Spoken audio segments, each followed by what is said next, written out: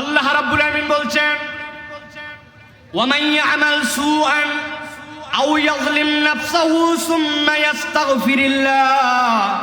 দুনিয়ার মানুষ, আমি তোমাদেরকে সৃষ্টি করলাম, সৃষ্টি করার পরে আমি আদর করে তোমাদেরকেই নিজেই ডাক দিয়েছি আইয়ুহাল ইনসান বলে। আরবির পণ্ডিতরা বলতেছেন যে ইনসান বলে আল্লাহ মানুষকে ডাক দিলেন। ওই ইনসান শব্দটা দুইটা ধারার থেকে আসতে পারে, দুইটা মাসদার থেকে আসতে পারে। একটা মাসদার হতে পারে নিসিয়ান থেকে, নুন সিনিয়া নুন। ওই নিসিয়ান যদি হয় তাহলে তার অর্থ হবে মানুষ হচ্ছে ভুলে ভরা। আর যদি ওইটা হামজা নুন সিন উনাসুন থেকে আসে তাহলে তার অর্থ হবে ভালোবাসায় ভরা। আল্লাহ বলছেন আমি যাকে সৃষ্টি করলাম সে যেরকম ভুলে ভরা, ঠিক একই রকম ওই বান্দাটা আল্লাহ রাব্বুল আমিন আদরেরও সৃষ্টি, আল্লাহ রাব্বুল আমিনের বড় বেশি ভালোবাসায় ভরা। ওই বান্দা ভুল করবে, কিন্তু আমি রব্বুল আমিন ওই বান্দার জন্য একটা বার্তা জানায় দিলাম। ইস্তেগফারের অনুতাপটা তার কেমন হবে? আল্লাহ বলছেন ওয়া ইয়ামাল সুআন আও ইয়াযলিম নাফসাহু সুম্মা ইস্তাগফিরিল্লাহ ইয়াজিদিল্লাহ গফুরার রহিমা।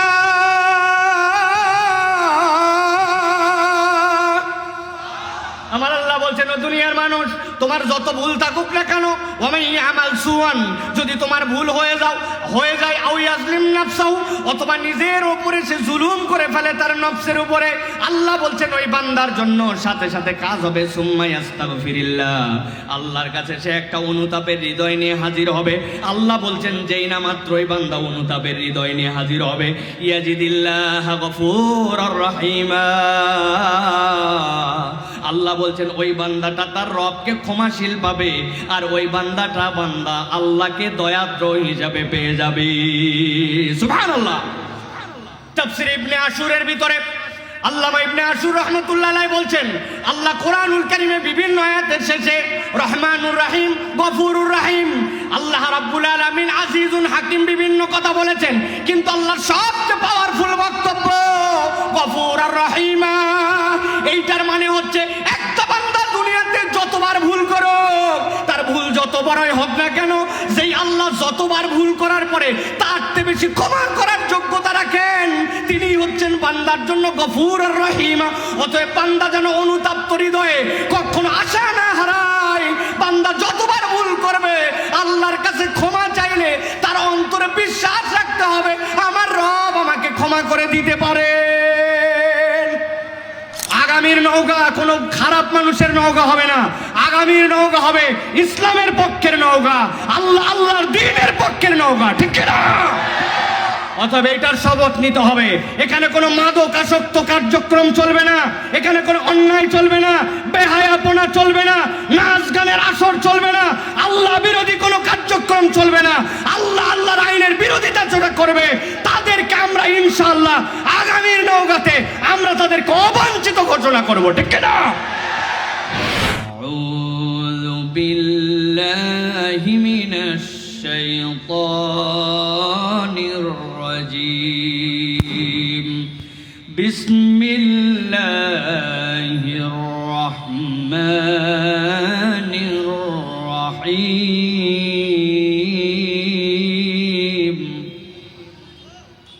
ওয়ামান ইয়ামাল সুআন আও ইয়াযলিম নাফসাহু সুম্মা ইয়াস্তাগফিরিল্লাহ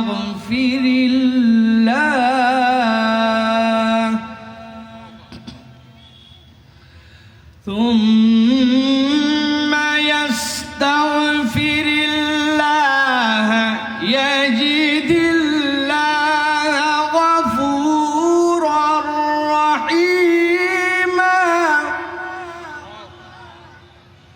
সুম্মা ইয়াস্তাগফিরিল্লাহ ইয়াজিদিল্লাহ গফুরার রহিমা। وقال الله سبحانه وتعالى إن الله وملائكته يصلون على النبي يا أيها الذين آمنوا صلوا عليه وسلموا تسليما. اللهم صل على محمد وعلى آل محمد كما صليت على إبراهيم وعلى آل إبراهيم إنك حميد مجيد اللهم بارك على محمد وعلى آل محمد كما باركت على إبراهيم وعلى آل إبراهيم إنك حميد مجيد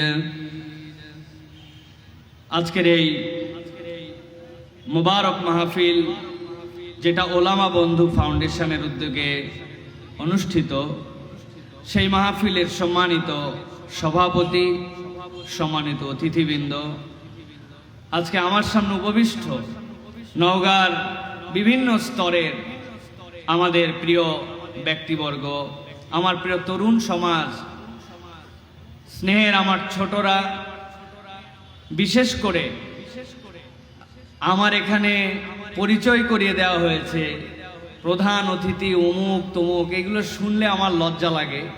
কারণ এখানে আমার অনেক ওস্তাদ, আমার পিতা, আমার বিভিন্ন পর্যায়ের যাদেরকে চাচা ডাকি, বিভিন্ন পর্যায়ের আমাদের সম্মানিত ওলামাবিন্দু এখানে উপস্থিত আছেন। আমি চাই নাই যে আজকে আমি এখানে কথা বলি, কিন্তু সামগ্রিকভাবে আমাদের যারা পরামর্শ করেছেন তারা বলেছেন যে শুধুমাত্র একটা সাংস্কৃতিক অনুষ্ঠান যেখানে কেবলমাত্র গজল পরিবেশন হয়ে শেষ হয়ে যাবে, এটা নসিহা হয় না, এটা মাজালিসু জিকির হয় না। তো মাজালিসু জিকিরের কারণে কিছু কথা বলা উচিত, তো তুমি বলো। এই হিসাবে আমি আপনাদের কাছে আপনাদের সন্তান হিসাবে এখানে কিছু কথা কোরআন থেকে বলার জন্য মূলত আমি বসেছি। তার আগে আপনাদের কাছে বলতে চাই, প্রিয় ভাইয়েরা, প্রিয় নওগাঁর মানুষেরা, বাংলাদেশে একটা কথা প্রচলিত আছে, যার বাড়ি যেই জায়গায় সেই জায়গার মানুষ তারে দাম দেয় না। এইটা কি আপনারা জানেন ভাই? কিন্তু আমার ক্ষেত্রে এটা সম্পূর্ণ একটা মিথ্যা কথা। পুরা পৃথিবীতে আমি যা ভালোবাসা পাই, নওগাঁতে আসার পরের থেকে ওই পানের দোকানদার থেকে, ভ্যানওয়ালা থেকে, চাচারা থেকে, আমার ওস্তাদরা, আমার ছোট ভাইয়েরা, বিভিন্ন পর্যায়ের ব্যক্তিরা আমাকে যে মহব্বত করেন, আল্লাহ দুনিয়ায় আমি এই মহব্বত কোথাও পাই না। আলহামদুলিল্লাহ। এই মহব্বতের ধারাবাহিকতায় আজকে আপনারা যে ব্যানারে দেখেছেন, যেই ব্যানারের আহ্বানে আপনারা এসেছেন, নওগাঁয় অনেক ধরনের প্রতিষ্ঠান আছে, কিন্তু আমরা যারা তরুণ এই প্রজন্মের ইমাম, খতিব, দাঈ, মুয়াজ্জিন, বিভিন্ন পর্যায়ের বন্ধু বান্ধব, আমরা নিয়ত করছি ভাই, আগে আমাদের ওলামায়ে কেরাম যারা আছেন তারা আমাদের সেরেতাজ, আমরা তাদেরকে সম্মান করি, কিন্তু আমরা নিজেরা এই নওগাঁর জন্য, দেশের জন্য কিছু যদি আমরা করতে চাই, তাহলে আসো আমরা একটু আমাদের সাধ্যের মধ্যে একটু ঝাঁপানোর একটা চেষ্টা করি। তখন এই যে যেই ছেলেগুলাকে আপনারা দেখেছেন, যাদের অক্লান্ত পরিশ্রম সহযোগিতায় এই প্রোগ্রামটি দাঁড়িয়েছে, সবাই মিলে একটা দায়িত্ব নিয়ে এরপরে জোর করে আমার নাম, অযথায় অকারণে আমি থাকি না নওগাঁয়, আমার নাম দিয়েছে সভাপতি। আমি বলছি ভাই, এর আগে পর্যন্ত শুনছি যার নাই কোনো গতি সে হয় সহসভাপতি, কিন্তু ওলামা বন্ধু ফাউন্ডেশনের এটাই পরিচয় যে আজকে যার নাই কোনো গতি তারে বানাইছো সভাপতি। কিন্তু কাজ সকলে মিলে আমরা করতে চাই। এই জন্য আমি আজকে আপনাদের কাছে 3টা কাজের কথা বলবো, যে আমরা কেন এই প্ল্যাটফর্মটাকে আপনাদের সহযোগিতায় নওগাঁবাসীর কাছে ইন্ট্রোডিউস করতে চাই।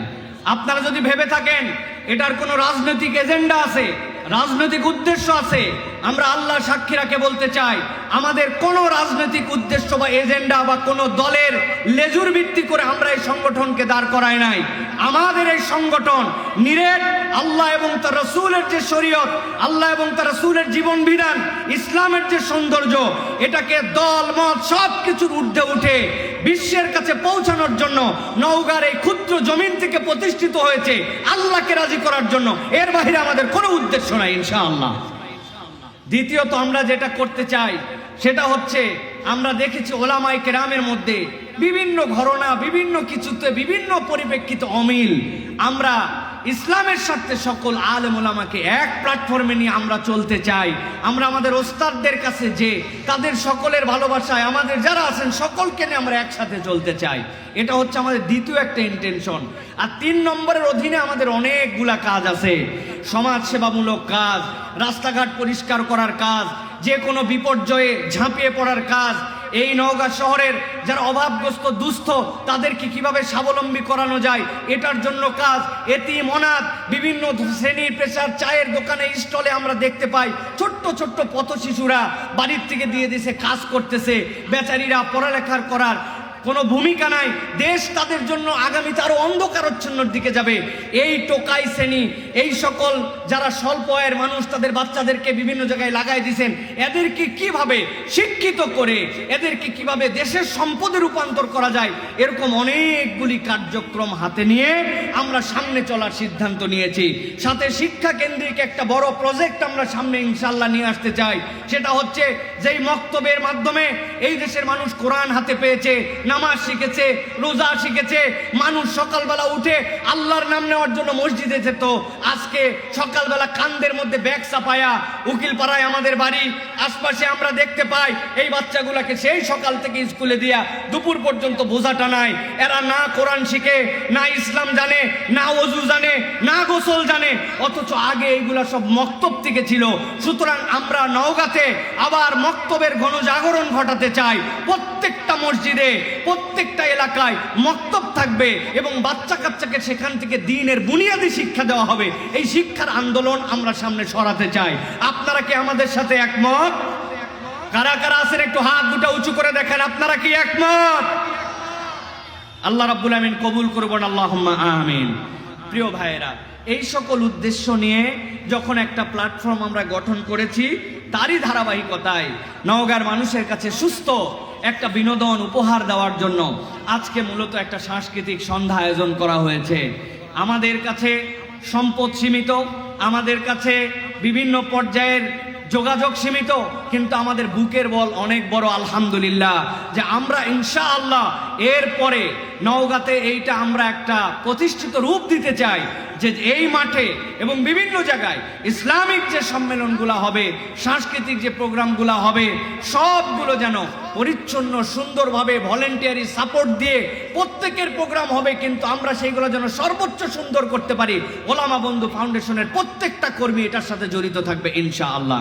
যে বিষয়টি থেকে আজকে আপনাদের কাছে মনে করেছি একটা বার্তা দেয়া দরকার, সেটি হচ্ছে পবিত্র কোরআনুল কারীমের মধ্যে আল্লাহ রাব্বুল আলামিন বান্দাদেরকে ইস্তেগফারের কথা বলেছেন। আমরা জানি ইস্তেগফার বান্দার জীবনে বিরাট বড় আমল। আমরা জানি রাসূলুল্লাহ সাল্লাল্লাহু আলাইহি ওয়াসাল্লাম প্রাত্যহিক 70 বারের অধিক নবী করিম সাল্লাল্লাহু আলাইহি ওয়াসাল্লাম ইস্তেগফার করতেন, অথচ তিনি ছিলেন মাসুম, তার আমলনামায় কোনো গুনাহ ছিল না। আমাদের কাছে ইস্তেগফারের কনসেপ্টটা কি? আমাদের কাছে ইস্তেগফার মানে আসসালামু আলাইকুম রহমতুল্লাহ, আসসালামু আলাইকুম রহমতুল্লাহ, এরপরে আল্লাহু আকবার একবার বলার পরে এমন জোরে 3 বার বলি আমরা, এটা অনেকের কাছে ইস্তেগফার। আবার ধরেন কোনো খারাপ কিছু দেখছে, দেখার পরে ওই বলার সময় আস্তাগফিরুল্লাহ বলি, এইটুকু আমাদের অনেকের কাছে ইস্তেগফার। অনেকে আবার মনে করি যে কত ক্ষেত্রে আল্লাহর কাছে ক্ষমা চাইতে হয়, এইটুকু ইস্তেগফার। ইস্তেগফারের যে একটা বড় কনসেপ্ট আছে কোরআন থেকে, এইটা আমরা মোটামুটি আমাদের ধারণা অনেকের কাছে পরিষ্কার নয়। বিশেষ করে আমার তরুণ সমাজ, ইয়াং সমাজ যারা আজকে ইসলামকে পছন্দ করতে শুরু করেছেন, আমি তাদেরকে বলতে চাই কোরআনুল কারীমের মধ্যে আল্লাহ রাব্বুল আলামিন স্বয়ং এই শব্দটুকুকে ব্যবহার করে ইস্তেগফারের 11টা কনসেপ্টের কথা আল্লাহ রাব্বুল আলামিন তার এই সৃষ্টির জীবের কাছে, মানুষের কাছে এটা পরিষ্কার করেছেন।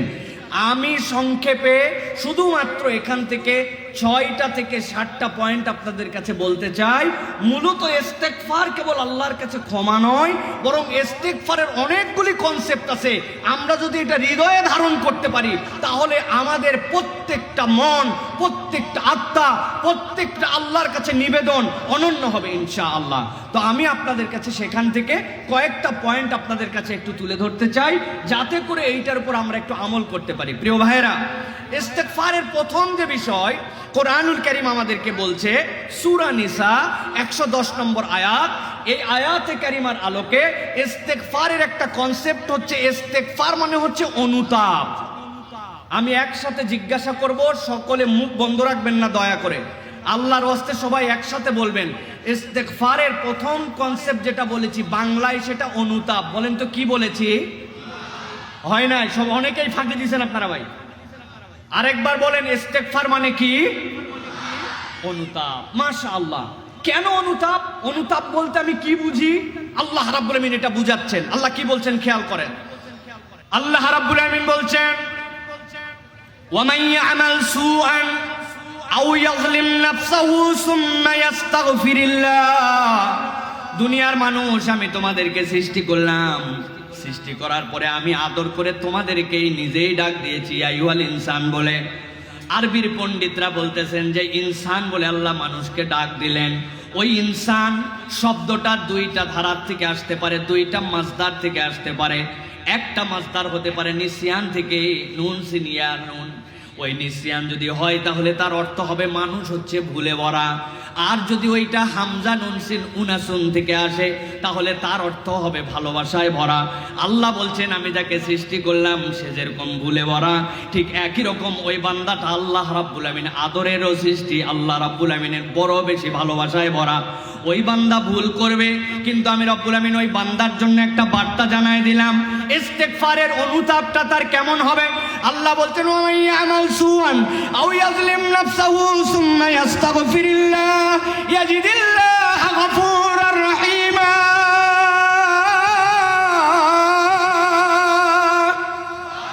আমার আল্লাহ বলছেন, ও দুনিয়ার মানুষ, তোমার যত ভুল থাকুক না কেন, ওয়ামান ইয়ামাল সুআন, যদি তোমার ভুল হয়ে যায় আও ইয়াজলিম নাফসাহু, অথবা নিজের উপরে সে জুলুম করে ফেলে তার নফসের উপরে, আল্লাহ বলছেন ওই বান্দার জন্য সাথে সাথে কাজ হবে সুম্মা ইয়াস্তাগফিরিল্লাহ। আল্লাহর কাছে সে একটা অনুতাপের হৃদয় নিয়ে হাজির হবে। আল্লাহ বলছেন যেই না মাত্র ওই বান্দা অনুতাপের হৃদয় নিয়ে হাজির হবে, ইয়াজিদিল্লাহ গফুরার রহিমা। আল্লাহ বলছেন ওই বান্দাটা তার রবকে ক্ষমাশীল পাবে, আর ওই বান্দাটা আল্লাহকে দয়াদ্র হিসাবে পেয়ে যাবে। সুবহানাল্লাহ।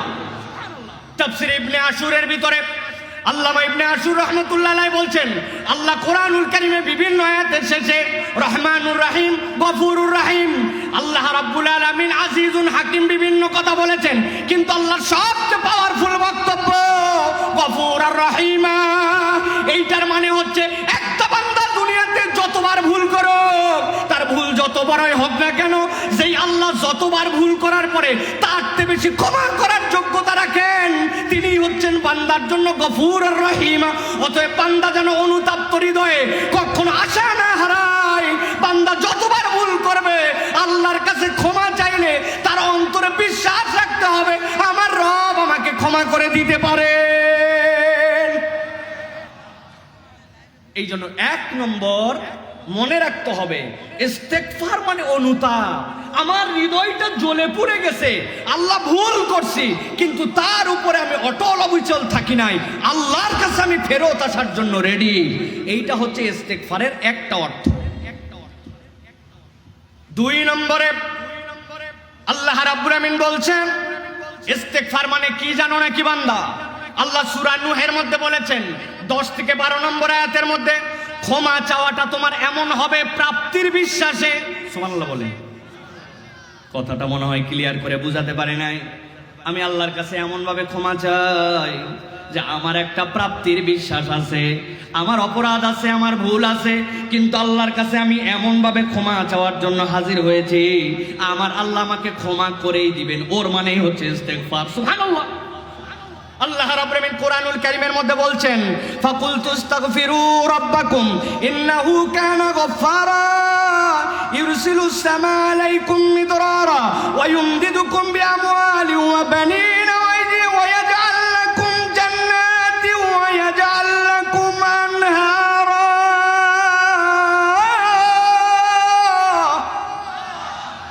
আমার আল্লাহ বলতেছেন, আমার নূর এতই কান্নাকাটি করল, আল্লাহ রাব্বুল আমিনের কাছে অভিযোগ দিল, আল্লাহ কেবলমাত্র আমি দিনের বেলা তোমার বান্দাদেরকে ডাকছি এরকম নয়, ইন্নী দাউতুহুম লাইলান ওয়া নাহারা, রাত্রে বেলাও আমি আল্লাহ বিরাম নেই নাই।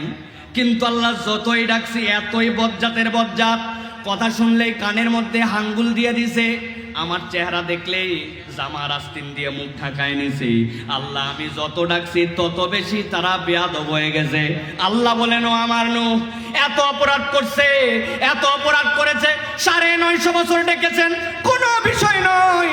ফাইনাল তাদেরকে আরেকটা বার্তা দেন, আল্লাহ তাদেরকে বার্তা দিলেন, ওদেরকে বলতে বলেন যা অপরাধ করছিস বান্দা আমি আল্লাহ রাব্বুল আলামিন সবগুলা ভুলে যাব। আপনি নবী বলে দেন ফাকুল তুস্তাগফিরু রাব্বাকুম ইন্নাহু কানা গফফারা। একবার যদি আল্লাহর কাছে ক্ষমা চাও, এই বিশ্বাস যেন তাদের মধ্যে থাকে, আল্লাহ তাদেরকে ক্ষমা করে দিবেন। কেবলমাত্র ক্ষমা করব না, আল্লাহ বলছেন প্রাপ্তির বিশ্বাসের তিনটা জিনিস হৃদয়ের মধ্যে ঢুকাই নিবা। তুমি আল্লাহর কাছে কি হিসাবে ক্ষমা চাচ্ছ আমি আল্লাহ তোমারে জানাই দেই। আল্লাহ বলছেন ইউরসিলিস সামা আলাইকুম মিদরারা, রব্বুল আলামিন তোমাদের জন্য ধন সম্পদকে বাড়ায় দিবেন। কিভাবে? আসমান থেকে রব্বুল আলামিন বর্ষণ বাড়ায় দিবেন। আল্লাহ বলতেছেন এর দ্বারা তোমাদের বৃদ্ধি পাবে। ওয়ায়ুমদিদুকুম বিআমওয়ালিন ওয়া বানিন, তোমার কত সন্তান লাগবে, তোমার কত সম্পদ লাগবে। আল্লাহ বলছেন কেবল ক্ষমাই করব না, প্রাপ্তির বিশ্বাসটা হৃদয়ে ঢুকায় নে। তোর জীবনে যা লাগবে তোর ইস্তেগফার দ্বারা আল্লাহ সবগুলা তোরে মিলাইয়া দিবে। নবীজি সাল্লাল্লাহু আলাইহি সাল্লাম বলছেন যে ব্যক্তি ইস্তেগফারকে আঁকড়ে ধরে আল্লাহ তার জন্য প্রতিটি দুঃখের থেকে মুক্তির জন্য রাস্তা বের করে দেন, প্রকৃতির সংকট থেকে তাকে রক্ষা করেন, অপ্রত্যাশিত জায়গা থেকে আল্লাহ রাব্বুল আলামিন তার রিজিকের ব্যবস্থা করে দেন। অতএব 1 নম্বর অনুতাপ, আর 2 নম্বর হচ্ছে যে ক্ষমা চাওয়া প্রাপ্তির বিশ্বাসে আল্লাহ আমাকে দিবেন, এই প্রাপ্তির বিশ্বাসের নাম ইস্তেগফার। সুবহানাল্লাহ। আপনারা কি কথা শুনতেছেন ভাই? আপনাদেরকে কিন্তু আমি ভালো করে দেখতে পাচ্ছি না, এটা ভিন্ন রকম স্টেজ, এই জন্য আপনারা আমাকে দেখছেন কিন্তু আমি আপনাদেরকে এত ভালো দেখতে পাচ্ছি না। প্রিয় ভাইয়েরা, তাহলে গেল এটা হচ্ছে 2 নম্বর। এবার চলেন আমরা 3 নম্বর জায়গায় যাই। আমরা 3 নম্বরে এবার আপনাদের কাছে একটু উপস্থাপন করতে চাই। আল্লাহ রাব্বুল আলামিন বলতেছেন একটা ভিন্ন কনসেপ্ট তোমাদের কাছে ইস্তেগফারটা। সেটা কি? ইস্তেগফার হচ্ছে আল্লাহর ভাষায় স্বয়ং একটি ইবাদত। বলেন তো ভাই, জিজ্ঞাসা করব একসাথে, ইস্তেগফার আল্লাহর ভাষায় স্বয়ং একটি ইবাদত। বলেন স্বয়ং। সবাই বলে না, ওই যে পেছনে ভাই বহুত তো বাদাম টাদাম খাইলেন ভাই, চটপটিওয়ালারা তো অনেক বেচলো, কোরআনের কথা থেকে একটু কথা শুনে যান। এখন আপনি অমনোযোগী হয়ে ওই দিক হয়ে আড্ডা দিচ্ছেন, ওই কোনার দোকানে চা খাচ্ছেন, আল্লাহর কাছে জবাব দিবেন কি? এটা একটা মাজালিসুজ জিকির। তাহলে আল্লাহর কাছে ইস্তেগফার হচ্ছে একটা ইবাদত। ইস্তেগফার কি? দেখেন, খেয়াল করেন, একটা কনসেপ্টের কথা আপনাদের কাছে বলি। একজন আল্লাহর কাছে দোয়া করতেছে, আল্লাহ তুমি আমার 1 কোটি টাকা দাও, আর একটা ভালো গাড়ি দাও, জমি জমা 8-10 বিঘা দাও, আমার বাচ্চা কাচ্চাকে আল্লাহ একবারে পৃথিবীর শ্রেষ্ঠ বিদ্যাপীঠে পড়ালেখার ব্যবস্থা করে দাও, এলাকায় আমার প্রভাব পত্তি বাড়ায় দাও। যেই লোক দোয়া করতেছে এর বর্তমান বেতন 4,500 টাকা। কথার কথা বলতেছি, তার মানে তার দোয়ার সাথে আমরা বাহ্য চোখে দেখতেছি সঙ্গতিটা যেন হচ্ছে না, কিন্তু এটাই কোরআন হাদিস প্রমাণ করতেছে ওই বান্দা যতক্ষণ আল্লাহর কাছে দোয়া করছে পাওয়া প্রাপ্তিটাও সে আল্লাহর কাছে পাবে 3 ভাবের একটা কোনো ভাব, কিন্তু যতক্ষণ আল্লাহর কাছে দোয়া করছে এই দোয়াটা স্বয়ং একটা ইবাদত হিসেবে পরিগণিত হয়েছে। হাসরের দিনে এই চাওয়ার হিসাব পরে আল্লাহর কাছে, কিন্তু যে চাচ্ছিল এই চাওয়াটাকে ইবাদত হিসেবে আল্লাহ রাব্বুল আলামিন কবুল করবেন। সুবহানাল্লাহ। প্রিয় ভাইরা, ঠিক একই রকম ইস্তেগফার কেবল আমার ক্ষমা চাওয়া না, ইস্তেগফার স্বয়ং একটা ইবাদত। বান্দা যখন ইস্তেগফার করে বান্দা তখন নামাজ, রোজা, হজ, যাকাতের মতোই, দান সাদাকার মতোই একটা ইবাদত করে। সুবহানাল্লাহ। আমার কথা নয়, আল্লাহ রাব্বুল আলামিনের কথা। আল্লাহ রাব্বুল আলামিন বলছেন সূরা হুদের 3 নম্বর আয়াতের মধ্যে, وأن استغفروا ربكم ثم توبوا إليه يمتعكم متاعا حسنا إلى أجل مسمى। আল্লাহ রাব্বুল আলামিন ইস্তেগফারকে ইবাদত বানালেন। বান্দা যখন আল্লাহর কাছে ইস্তেগফার করতে থাকে এটাও বান্দার আমলনামার মধ্যে স্বয়ং একটা ইবাদত হয়। এই ইবাদতটা এমন ইবাদত হয় যে ইবাদতটা আল্লাহর কাছে যে বান্দা বলতে পারবে, আল্লাহ তুমি আমারে ক্ষমা করছো কি করো নাই আমি জানি না, আল্লাহ আমার গুনাহ অনুযায়ী আমার ইস্তেগফার যেটা করেছিলাম সেইটা তোমার কাছে কবুলিয়াতের দরজা পেয়েছে কিনা আমি জানি না, তবে তুমি আমাকে দায়িত্ব দিয়েছিলে ইবাদত হিসাবে ইস্তেগফার করার, আমি ইস্তেগফার করেছিলাম, ওইটাতে আমি কমতি করি নাই। অতএব আমার ইস্তেগফারটা যদি ইবাদত হয় আর সেইটা আল্লাহর কাছে কবুল হয়ে যাবে, আর আল্লাহর কাছে আল্লাহ নবী বলছেন একটা ইবাদত কবুলের দ্বারা অর্ধেকটা হয়তোবা খেজুরের দান করার আমলের দ্বারাও আল্লাহ বান্দাকে হাসরের দিনে কারণ খুঁজে খুঁজে ক্ষমা করে দিবে। এই জন্য আল্লাহ রাব্বুল আলামিন বান্দাদেরকে এরপরে শিখাচ্ছেন, বান্দা তোমার ইস্তেগফার তোমার জন্য, অনুতাপ তোমার ইস্তেগফার তোমার জন্য, আল্লাহ রাব্বুল আলামিনের কাছে ক্ষমা চাওয়া প্রাপ্তির বিশ্বাসে তোমার ইস্তেগফার তোমার জন্য আল্লাহর কাছে ইবাদত। এরপর আল্লাহ বলছেন, ও আমার নবী আমার বান্দাদেরকে জানায় রাখেন ও ইস্তেগফারের চতুর্থ একটা হালত আছে বান্দার জীবনে। কি হালত? আল্লাহ বলতেছেন নবী আপনি জানান, বান্দা যখন ইস্তেগফার করে এই ইস্তেগফারটা বান্দার আমল নামায় একটা জিকির হিসাবে যুক্ত হয়। সুবহানাল্লাহ, কত কনসেপ্ট শুনেছি যে আমার জিকির আছে, সুবহানাল্লাহ, আলহামদুলিল্লাহ, আল্লাহু আকবার, লা ইলাহা ইল্লাল্লাহ, কিন্তু আল্লাহর কাছে আমার ইস্তেগফার একটা জিকির হতে পারে, এটাও আল্লাহ রাব্বুল আলামিন কোরআনুল কারীমের মধ্যে বলেছেন যে বান্দা তুমি ইস্তেগফার করতেছো তোমার কারণে, আর আমি রব্বুল আলামিন আমলনামায় লিখতেছি আমার বান্দা জাকিরিনদের মধ্যে অন্তর্ভুক্ত হয়ে গেছে। সুবহানাল্লাহ, আমার কথা নয়, আল্লাহ রাব্বুল আলামিন সূরা আল ইমরানের মধ্যে আল্লাহ রাব্বুল আলামিন 135 নম্বর আয়াতের মধ্যে আল্লাহ এই কনসেপ্টটা বান্দাকে জানাচ্ছেন। আল্লাহ বলছেন আল্লাযীনা ইযা ফাআলু ফাহিশাতান আও যালামু আনফুসাহুম যাকারুল্লাহা ফাস্তাগফারু লিযুনুবিহিম ওয়া মান ইয়াগফিরুয যুনুবা ইল্লাল্লাহ। আল্লাহ বলছেন ও আমার বান্দা রে, তোর অপরাধ হয়ে গেছে, তোর ভুল হয়ে গেছে, অথবা কোনো ফাহেসা তোর দ্বারা হয়ে গেছে, অন্যায় হয়ে গেছে, নিয়ত করছিলাম মোবাইল আর খারাপ কিছু দেখবো না, কিন্তু হঠাৎ করে আল্লাহ আবার ফাহেসার মধ্যে চলে গেছি, রাস্তায় বের হওয়ার সময় নিয়ত করে চক্ষু নিচে নামায় যাব, কিন্তু চক্ষু তোলার পরে চোখের গুনাহ হয়ে গেছে, কানের গুনাহ হয়ে গেছে, আল্লাহ আমি ফাহেসা করে ফেলেছি। আল্লাহ বলছেন নবী আপনি জানান, ওয়াল্লাযীনা ইযা ফাআলু ফাহিশাতান আও যালামু আনফুসাহুম যাকারুল্লাহ,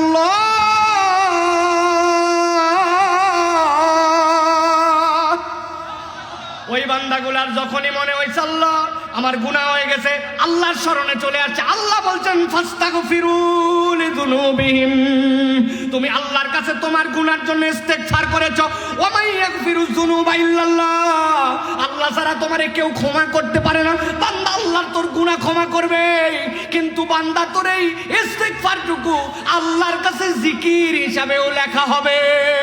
সুবহানাল্লাহ, আল্লাহ রাব্বুল আলামিন লালে লাল করে দিচ্ছেন বান্দাকে, বান্দা তুই পাবি আর পাবি, তোর পাওয়ার কোনো শেষ নাই। অতএব আমাকে মনে রাখতে হবে আমার ইস্তেগফার কেলে ক্ষমা চাওয়া না, আমার ইস্তেগফার আল্লাহর কাছে জিকির হিসাবে পরিগণিত। সুবহানাল্লাহ। প্রিয় ভাইয়েরা, এটা গেল আমাদের জন্য 4 নম্বর পয়েন্ট। 5 নম্বরে আল্লাহ রাব্বুল আলামিন বলছেন উম্মতকে জানান ও আমার হাবিব, ইস্তেগফার হবে এই বান্দাদের জন্য শক্তি অর্জনের হাতিয়ার। আরেকবার বলি, ইস্তেগফার হবে এই বান্দাদের জন্য শক্তি অর্জনের হাতিয়ার। বলেন তো ভাই, কি অর্জনের হাতিয়ার? বাম পাশে কথা শোনা যাচ্ছে না, কি অর্জনের হাতিয়ার? এখন কনসেপ্টটা বুঝেন। আমার শক্তি নাই, শক্তি কত ধরনের হতে পারে? শক্তি হতে পারে শারীরিক, শক্তি হতে পারে মানসিক, শক্তি হতে পারে আমার জন্য সামরিক, শক্তি হতে পারে আমার জন্য দেশি বিদেশি বিভিন্ন ধরনের প্রতিরক্ষা কেন্দ্রিক, শক্তি হতে পারে আমার যেখানে ঘুম জাগা লাগবে ওইখানে ঘুম জাগা কেন্দ্রিক, শক্তি হতে পারে যখন আমাকে আরাম করতে হবে ওই আরামটা নিরাপদের যেন হয়। শক্তির লেভেলের কোনো শেষ নাই, নানান কনসেপ্ট আমাদের জন্য শক্তির আছে। আল্লাহ বলছেন বান্দা তুমি কি তোমার শক্তি অর্জন করতে চাও, তাহলে এই ইস্তেগফার তোমার জন্য শক্তি অর্জনেরও হাতিয়ার হবে। কেমনে? আল্লাহ রাব্বুল আলামিন বলছেন সূরা আল ইমরান 147 নম্বর আয়াত। আল্লাহ বলছেন, ও আমার হাবিব, আপনার কাছে আমি রব্বুল আলামিন আপনার উম্মতের জন্য জানাই দিলাম, ওয়ামা কানা কওলাহুম ইল্লা আন ক্বালু রব্বানা ইগফির লানা যুনুবানা ওয়া ইসরাফানা ফি আমরিনা ওয়া সাব্বিত আকদামানা ওয়ানসুরনা আলাল কওমিল কাফিরিন। এক শ্রেণীর লোক আল্লাহর রাস্তায় জিহাদের জন্য বেরিয়ে গেছেন। জিহাদের জন্য বেরিয়ে যাওয়ার পরে তাদের সংখ্যার নগণ্যতা, তাদের যে সকল অস্ত্র নিয়ে তাদের সামনে যে মোকাবেলা করবেন এরকম শক্তি তাদের নাই। কিন্তু ওই মানুষগুলা যখন আল্লাহ রাব্বুল আমিনের কাছে নিজেদের নিবেদন করতেছেন, ওই নিবেদনটা আল্লাহর কাছে এত পছন্দ হয়েছে, আল্লাহ কোরআনুল কারীমের মধ্যে ওই মানুষগুলার কথাকে রিপিট করে তুলে ধরেছেন। আল্লাহ বলছেন, ওয়ামা কানা কওলুহুম ইল্লা আন ক্বালু রব্বানা ইগফির লানা যুনুবানা ওয়া ইসরাফানা। ওই রব্বুল আলামিন, আমরা তোমার কাছে কিছুই বলি নাই, শুধু এই কথাটুকুই বলেছে, হে আমাদের পালনকর্তা, আপনি মোচন করে দেন আমাদের গুনাহগুলো, আর যা যা আমরা বাড়াবাড়ি করেছি ওই বাড়াবাড়িগুলো আপনি মেহেরবানি করে আমাদের থেকে দূর করে দেন। আল্লাহ রাব্বুল আলামিন বলছেন, এই কথার পাওয়ার কি তোমরা জানো নাকি? ওই বান্দাগুলো এইটা বলার পরে আল্লাহর কাছে নিবেদন করেছে, ও রব্বুল আলামিন, ওয়াসাব্বিত আকদামানা ওয়ানসুরনা আলাল কওমিল কাফিরিন। রব্বুল আলামিন, আপনার কাছে আমাদের ফরিয়াদ, যেই কাফেরদের বিপক্ষে আমরা দাঁড়াচ্ছি তাদের বিপক্ষে দাঁড়ানোতে আমাদের পা যেন কখনো হড়কায় না যায়, আপনি আমাদের হিম্মতকে বাড়ায় দেন। আল্লাহ রাব্বুল আলামিন এই বান্দাগুলোর ঈমানের হিম্মত এমন বাড়িয়েছিলেন, ইসলাম কখনো সংখ্যাধিক্য নিয়ে বিজয়ী হয় নাই। ইসলামের সংখ্যা কম ছিল, অস্ত্রবল কম ছিল, কিন্তু ঈমানের দাপটে মুসলমানরা পৃথিবীতে বিজয়ী হয়েছে। ঠিক না? ওরা আজকেও আমাদেরকে নানান ধরনের ভয় দেখায়, ব্যালিস্টিক মিসাইলের ভয় দেখায়, নানান ধরনের কার্যক্রমের ভয় দেখায়। আমার আল্লাহ রাব্বুল আলামিনের এই দেওয়া ঈমানি বলে যদি আমরা একবার বলিয়ান হতে পারি, দুনিয়ার কোনো শক্তি নাই ঈমানদারের সামনে দাঁড়াবে। কেননা ঈমানদাররা দুনিয়ায় বাঁচে যতটুকু এইটুকু বোনাস, সে জানে শাহাদাতের মৃত্যুর থেকে উত্তম মৃত্যু আমার জন্য কিচ্ছু নাই। এই দুনিয়ার জীবনকে তুচ্ছ করে আল্লাহর দিকে যে ঝাঁপায় পড়তে পারে, ওই মানুষের জীবনের পরোয়া থাকে না। আর ওই মানুষ যদি আল্লাহর নামে, ইউরোপীয় সৈন্যরা ভয় পেয়ে গেছে, দেখছে গেরিলা যুদ্ধের সম্মুখ লড়াই আর এদের সাথে পারা যাবে না। ইতিহাস থেকে বলছি আপনাদের কাছে, তারা সিদ্ধান্ত নিয়েছে এরপরে হেলিকপ্টার গানশিপ থেকে উপর থেকে গুলি করে করে তাদেরকে মারবে। আমিরুল মুজাহিদিনের কাছে তখন তারা গিয়ে বলেছে, আমির, এতদিন পর্যন্ত কোন রকম টিকেছিলাম, কিন্তু এখন ওরা সিদ্ধান্ত নিছে নিচ থেকে আর মারবে না, যা মারবে উপর থেকে আমাদেরকে মারবে। আমাদের যে বন্দুকের রেঞ্জ এটা এই পর্যন্ত যায় না। আমিরুল মুজাহিদিন জিজ্ঞেস করেছেন, ওরা তো উপর থেকে তোমাদেরকে মারবে বাবা, কত উপর থেকে? বলে অনেক উপর থেকে, আমাদের বন্দুক হাতে পায় না, এই পর্যন্ত মিস, আমাদের যা আছে রেঞ্জের বাইরে। কই আরে বাবা কত উপর? কই অনেক উপর। আমি জিজ্ঞাসা করতে চাই, যারা উপর থেকে আমাদেরকে মারবে এরা কি আল্লাহর আরশের উপর থেকে না নিচ থেকে? ওরা তখন বলছে, আপনি কি বলেন, আল্লাহর আরশের উপর আবার কেমনে যায়? বলে, যেই শক্তি যেই মুজাহিদদের ঈমানের সাথে আল্লাহর আরশে আজিমের কানেকশন আছে, যাদের রব, যাদের মালিক, যাদের খালিক, যাদের মাওলা আল্লাহ রাব্বুল আলামিন আরশে আজিমের অধিপতি, দুনিয়ার কোন শক্তি যদি আরশে আজিমের উপরে উঠতে না পারে, তাহলে দুনিয়ার কোন শক্তি আরশে আজিমের গোলামদেরকে দুনিয়াতে পরাজিত করতে পারবে না। কি লাগবে এর জন্য? এর জন্য আল্লাহ বলতেছেন শক্তি অর্জন করতে হবে। শক্তিটা কিসে আসবে? ইস্তেগফারে আল্লাহর কাছে বান্দা এমন ভাবে নিজেকে বিসর্জন করে দিবে যে আল্লাহর ওই বান্দা ইনোসেন্ট বান্দা হয়ে যাবে। ওই বান্দাকে সাহায্য করা আল্লাহ রাব্বুল আমিন নিজের জিম্মাদারিতে নিয়ে ফেলবেন। সুবহানাল্লাহ।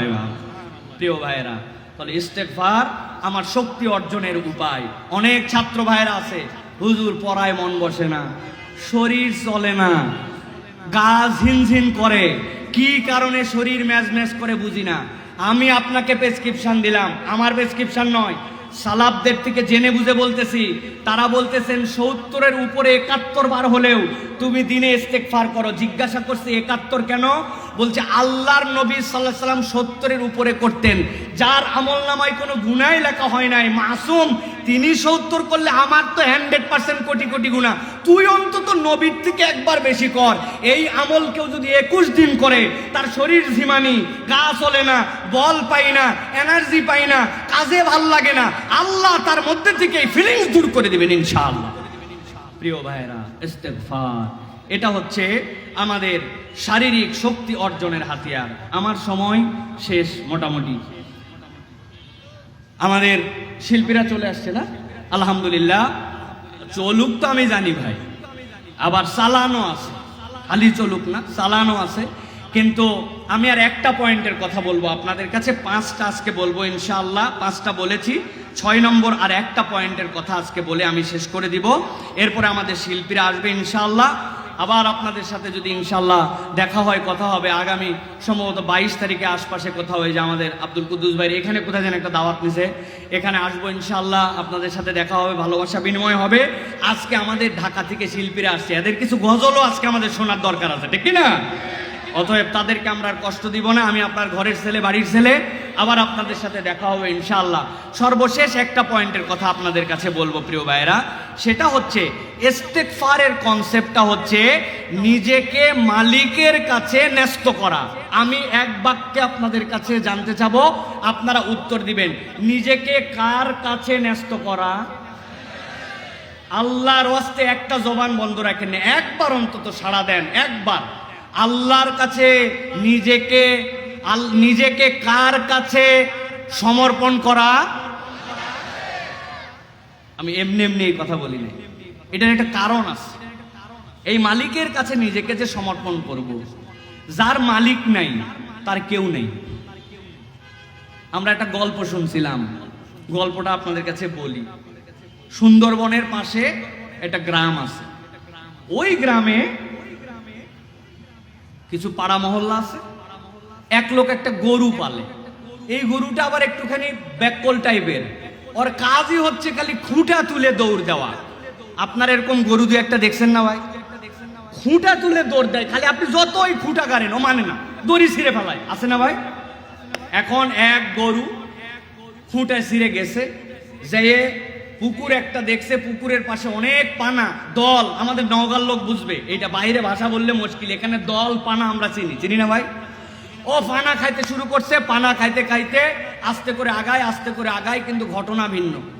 ওই পানাগুলা পানির উপরে ভেসে নাই, ওই পুকুরওয়ালা পুরা পানি শেষছে, মধ্যে একটা বন্যা গেছে, পুকুরে 2.5-3 হাত গ্যাদা আঠাল মাটির কাদা, পলির কাদা, ওর উপরে পানা হইছে। বাইরে বাই শক্তি পাইয়া ওই পানা খাইতে খাইতে আস্তে করে আবেগে যাইতে মাছ বরাবর যখন গেছে, 2-1 পা তোলার চেষ্টা করছে, আর ফস ফস ফস ফস কইরে এমন ঢুকছে, যতই হামলায় আর যতই ওঠে, ওই আঠার মতো কাদা, ওই কাদাতে গেছে আটকায়। অনেক চিল্লাচিল্লি করে দেখছে যে আমার ওঠার কোনো শক্তি নাই, সব এনার্জি শেষ।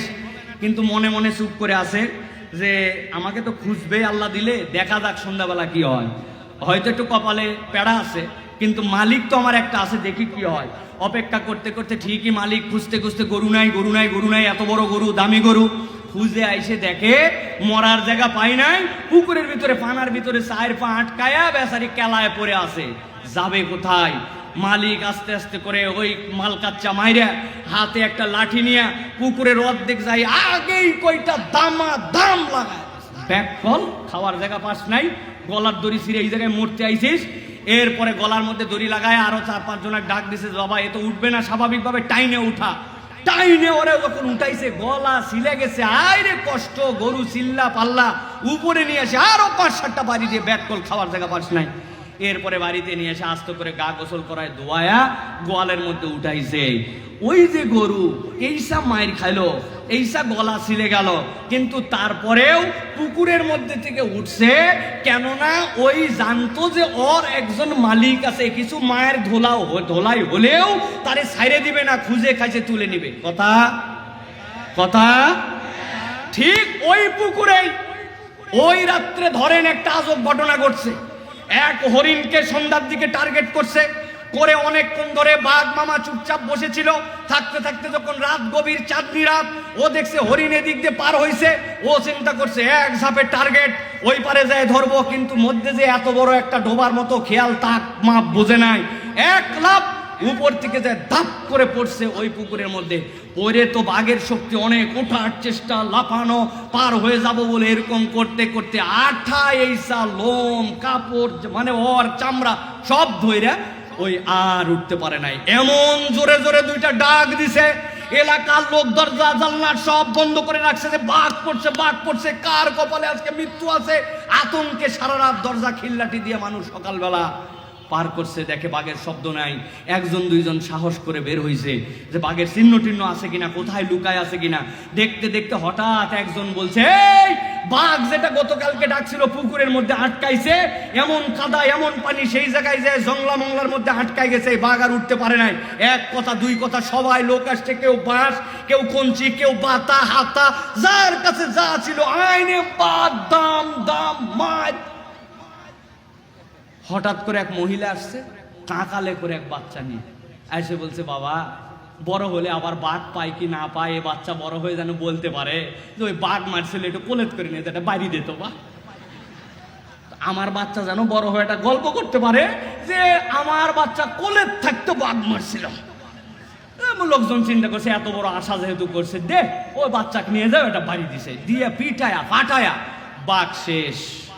ভালো করে বুঝার জন্য বলতেছি প্রিয় ভাইয়েরা, এটা যদিও একটা গল্প, কিন্তু একটু বুঝেন, মার খাইছে, গলা ছিলে গেছে, পথে বিপদে পড়ছে, কিন্তু জানে তার একটা মালিক আছে দুনিয়াতে, ওই মালিক তাকে উদ্ধার করে নিয়ে আসছে।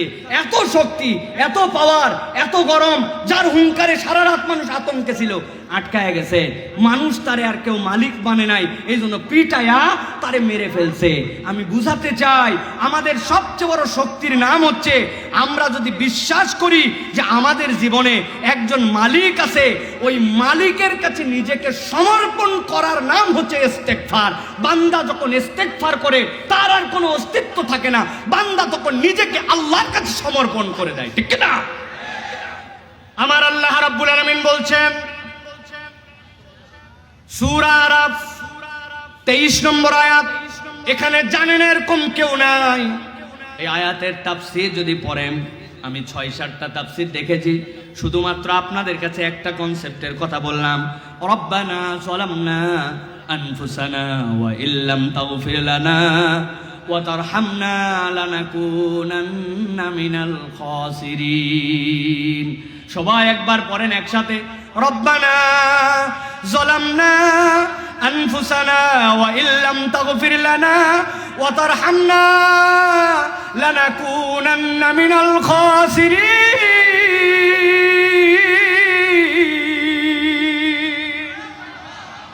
আল্লাহ বলছেন, বান্দা আমার কাছে উপস্থাপন করেছে, ও আমার রব। এই দোয়াটা শিখাই দিচ্ছেন আল্লাহ রাব্বুল আলামিন। ভালো করে বোঝেন, যিনি দোয়া শিখাচ্ছেন তিনিও আল্লাহ, যিনি কবুল করবেন তিনিও আল্লাহ, যেই ভাষাটা দিয়েছেন তিনিও আল্লাহ। এই দোয়া মিস হওয়ার সম্ভাবনা নাই। আল্লাহ বলছেন, তুমি নিজেকে আমার কাছে সমর্পণ করতেছো। আই রব, আমি আমার অন্তরের প্রতি জুলুম করেছি, ওয়া ইল্লাম তাগফির লানা, আপনি যদি আমাকে ক্ষমা না করেন, ওয়া তারহামনা, আমার প্রতি যদি দয়া না করেন, লানাকুনান্না মিনাল খাসিরিন, নিশ্চিতভাবে আমি ক্ষতিগ্রস্ত হয়ে যাব। তার মানে আমার যাবতীয় অস্তিত্ব আপনার কাছে আমি সমর্পণ করে দিলাম।